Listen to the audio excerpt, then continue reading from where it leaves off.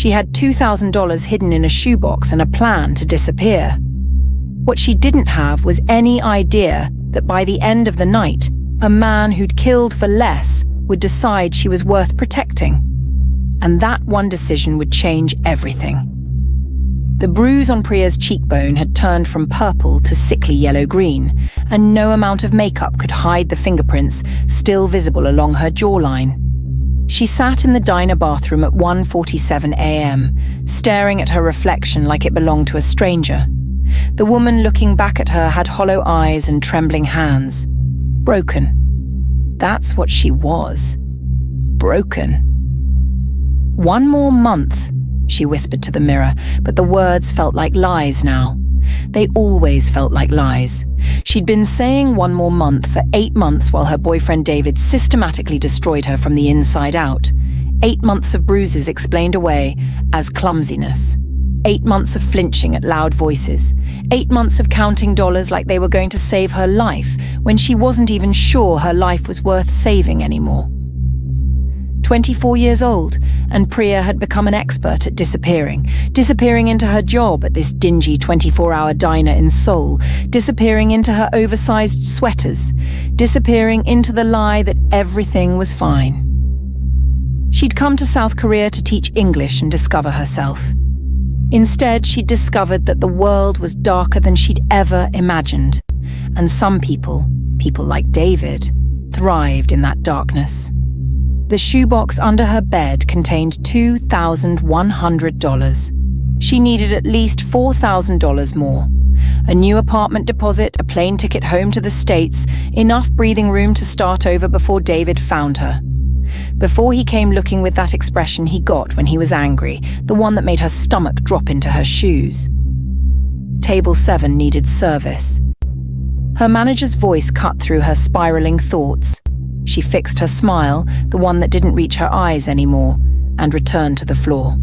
The man at table 7 was wrong somehow. Not in an obvious way.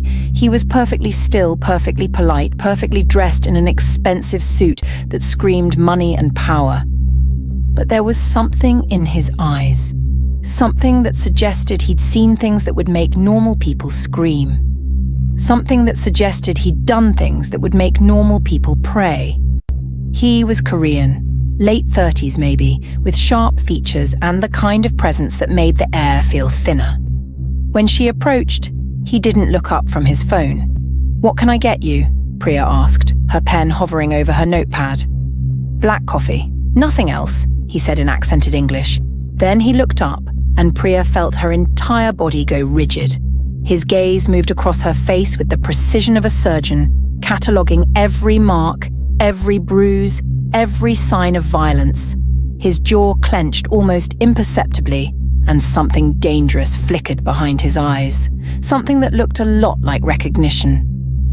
"That's quite a collection you're wearing," he said quietly, and it wasn't a question. Priya's practiced lie was already forming. "I walked into the cabinet." "Did you?" He wasn't looking at her face anymore.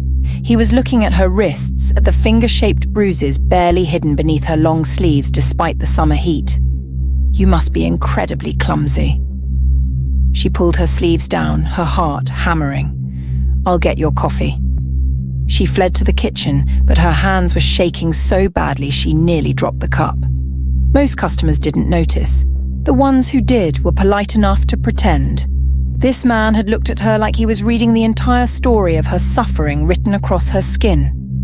When she delivered his coffee, he was still watching her with those unsettling dark eyes. "Sit," he commanded, not unkindly, but with the absolute authority of someone used to being obeyed. "I'm working. Sit, please." Against every instinct screaming at her to run, Priya sat. "Your name?" he asked. "Priya."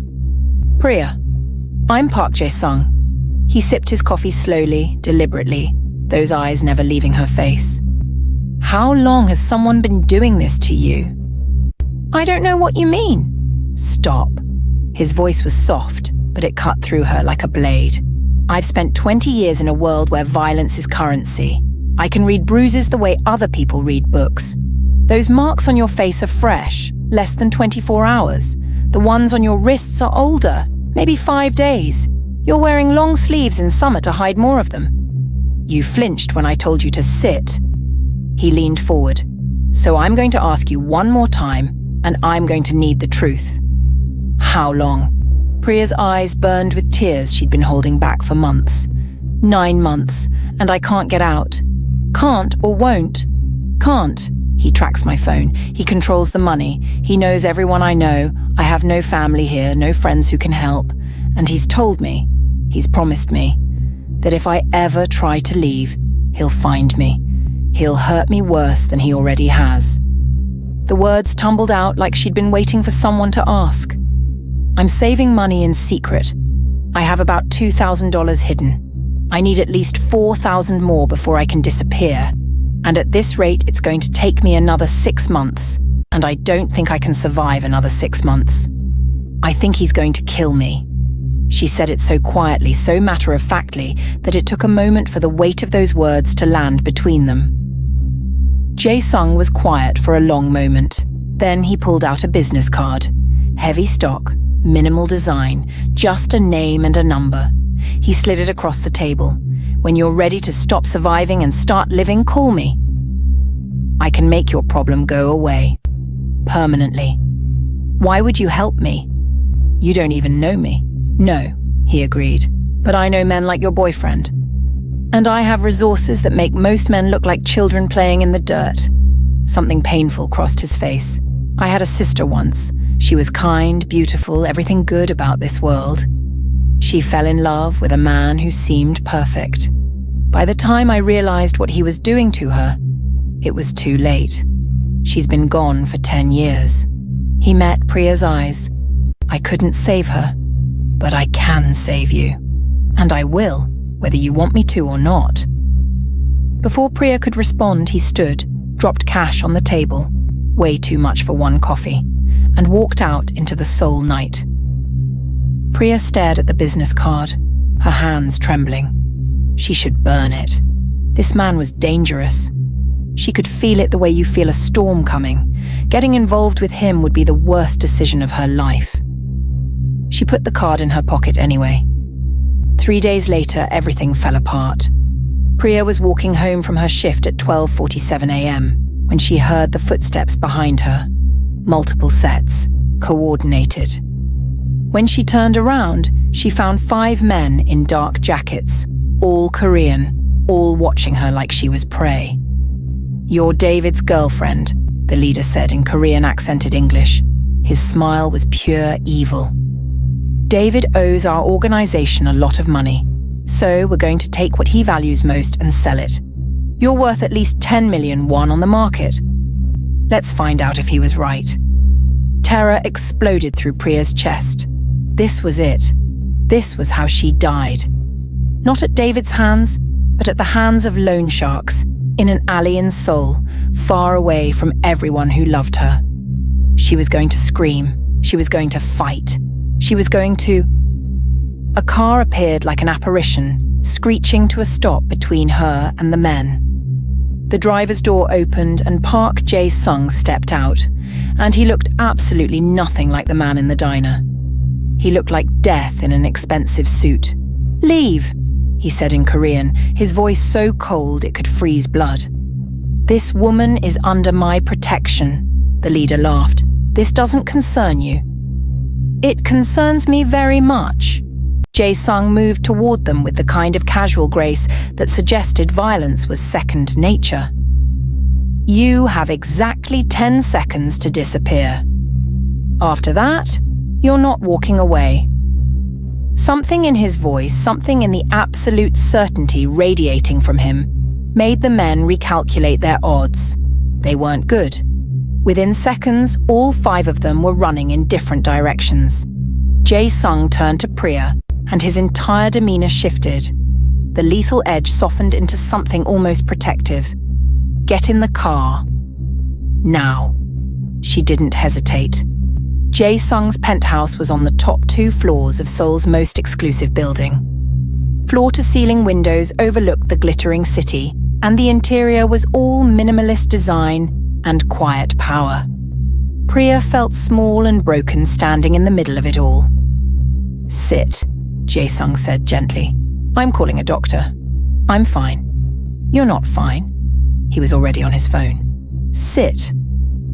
The doctor arrived in 20 minutes. She was professional, thorough, and deeply concerned.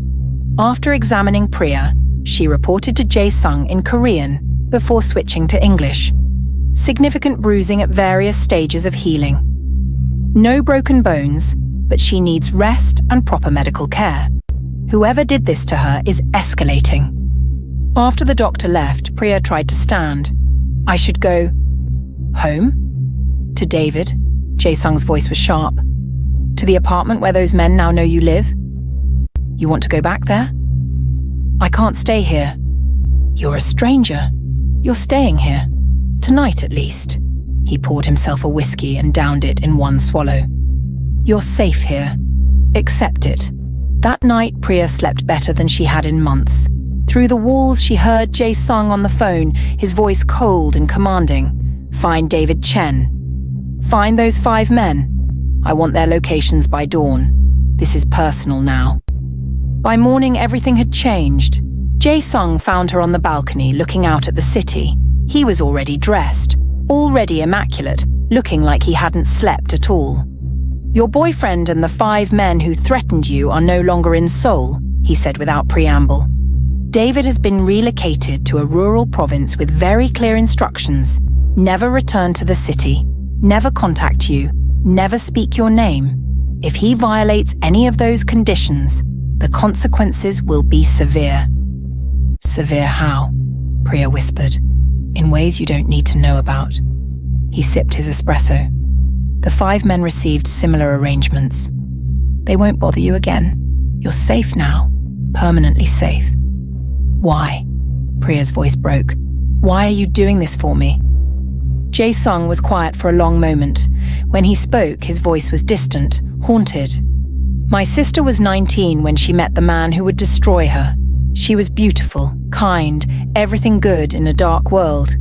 He seemed perfect at first. By the time I realized what he was doing to her, what he'd already done to her, it was too late. He killed her, made it look like suicide." His jaw clenched. "I was building my empire then, too focused on power and revenge to notice she was dying. I couldn't save her, but I can save you." Priya didn't know what to say.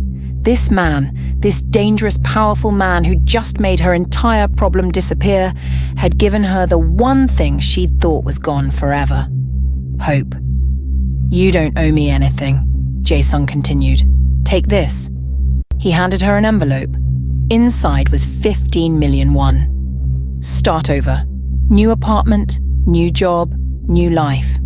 I'll make sure no one touches you. You're free." Priya stared at the envelope, then at Jae-sung. She should take it and run. This man was clearly connected to organized crime. He'd just made 5 men and her entire boyfriend vanish in less than 12 hours. He was dangerous in ways she couldn't even comprehend. But he'd also saved her life. And he'd done it for a sister he couldn't save. "Or," he said quietly, "you could stay. Let me protect you properly. Not as a stranger, but as..." He paused, struggling for words. "As someone who's already decided you matter more than anything else in this city." "That's insane," Priya said. "I don't know you." "No," he agreed. "But you know I'm willing to destroy anyone who hurts you. You know I keep my word. You know you felt safer in my car than you have in years." He stepped closer. "That's enough to start." Priya should have left. Instead, she stayed. The first week was strange, suspended between worlds. Jae-sung gave her space, her own room, no pressure, but he also gave her something she'd forgotten existed, genuine safety. He had her things moved from her old apartment. He paid off her lease. He got her a new phone when she admitted David had been tracking her. By the second week, something was shifting between them. Small moments. Jae-sung cooking dinner. Surprisingly domestic for a crime boss. Priya laughing at his dry humor. The way he watched her like she was something precious. "Why are you doing all this?" she asked one night over food he'd made. Because you deserve it, he said simply. Because when I look at you, I don't see a victim. I see someone strong enough to survive hell and still want to live. That's rare. A month in, Jae-sung took her to his art studio, a room she hadn't known existed, filled with supplies.